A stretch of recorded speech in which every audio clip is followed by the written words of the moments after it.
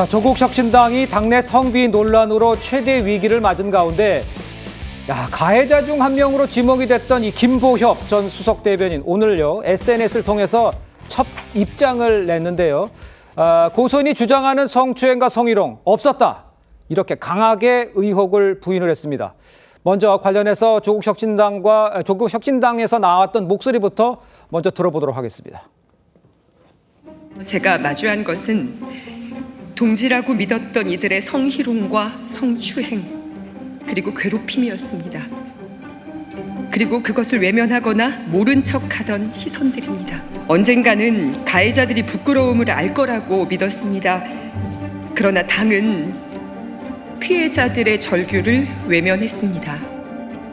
강미정 대변인 쪽에 얘기를 했던 것이 그러니까 조국 전 대표가 유죄가 확정되던 날 노래방에서 성추행을 당했다는 이제 주장이 있었잖아요. 저희 당 기준으로는 안타까운 상황이었고 그래서 다들 좀 분위기가 다운돼 있으니까 좀 힘내자 그런 차원에서. 자, 일단 그 김보협 전 수석 대변인이 오늘 올린 SNS 글부터 좀 보면서 제가 설명해 올리도록 하겠습니다. 자, 화면 올려주시죠.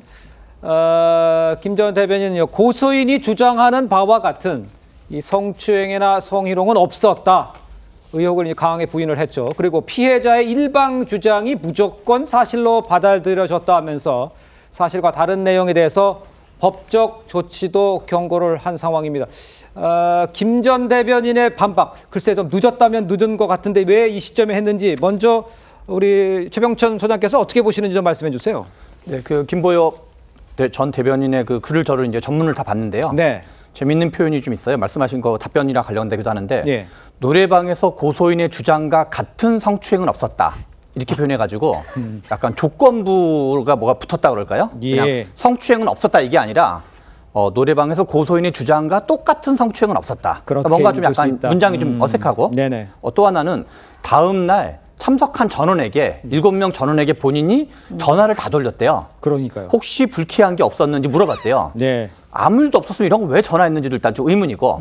그리고 또 하나는 그 이제 김보협 전 대변인의 전문을 보면 결국 나는 아무 잘못이 없다라는 내용인 셈이에요. 그러니까요. 네. 근데 제명은 왜 당했는지 그러면 조국혁신당에서 지금 제명당한 상태거든요. 네네. 그동안 아무 얘기도 없다가 이제 했는데 그러면 우리가 이제 가능성은 두 가지인데 그동안 그냥 나는 아무 잘못 없지만 제명당했는데 지금 와서 이제 항의하려고 하는 건지 아니면 또 하나는 사법적 처리 문제가 있기 때문에 일종의 이제 그동안은 약간 정치적인 처벌이었다라면 그거는 뭐 본인이 뭐 벌금형을 하거나 아니면 여러 가지 이제 어떤 그 신체 징역형을 하거나 이런 것까지는 아니거든요. 예. 근데 지금 다음 단계로 예상되는 건 사법적 단죄 문제가 있거든요.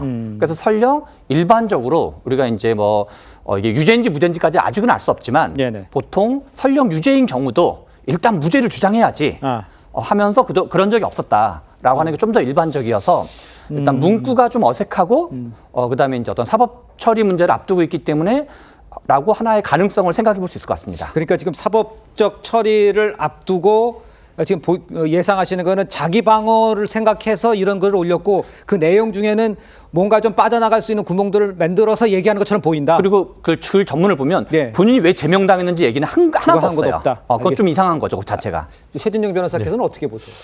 첫 글의 시작이 무죄 추정 원칙을 얘기하고 있더라고요. 그런데 무죄 추정 원칙은 아직 누가 유죄라고 한 적이 없습니다. 네네. 지금 당 내에서의 어떤 그런 그 문제가 있었기 때문에 당내 어떤 행정 절차로서 본인을 제명했던 것과 변론으로 아직까지 수사를 하고 있는 겁니다. 그렇기 네네. 때문에 이 세상 누구도 이분이 유죄라고 확정한 사실은 없습니다. 네네. 하지만 민주당 정부, 특히 문재인 정부 때 얘기를 했던 예. 성인지 감수성, 특별히 어떤 성범죄의 어떤 그 피해 여성이 얘기하는 것이 아주 이례적이지 않다고 하면은 그와 같은 피해자 진술을 완전히 배척하지 말라는 그런 인식이 담겨 있는 것 같은데 예. 사실 이렇게 생각하겠습니다.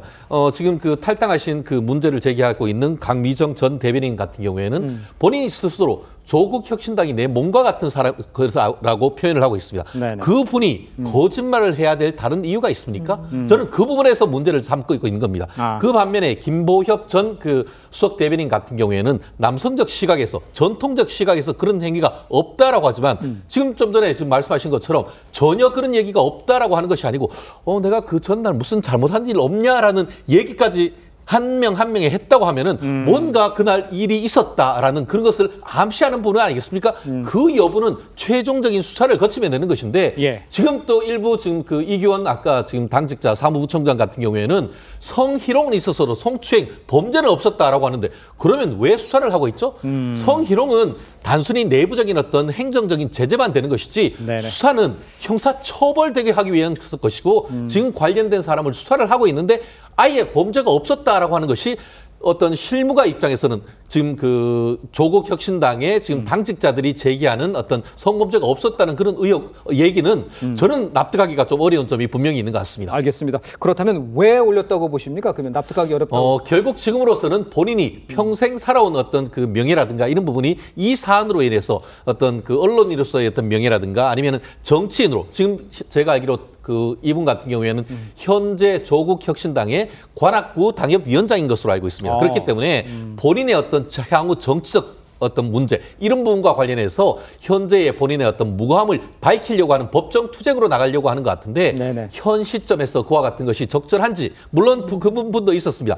내가 이 부분이 문제가 제기된 이후에 조용하게 지금까지 기다렸다. 하지만 예. 그럼에도 불구하고 내가 생각하는 것과 완전히 다른 것으로 나가기 때문에 이제는 말해야겠다라는 그런 논조인 것 같은데 사실관계의 논쟁 아마 조국 혁신당을 더 어려운 상황으로 빠져가는 상황이 아닌가 생각합니다. 알겠습니다. 일단 아까 뭐 제명이기 때문에 당협위원장을 맡게 될 그 부분은 그 어떻게- 부분도 이제 제명이 됐기 때문에 예. 더 이상은 아니겠죠. 예. 얼마 전까지 그 당협위원장이었던 것이겠죠. 알겠습니다.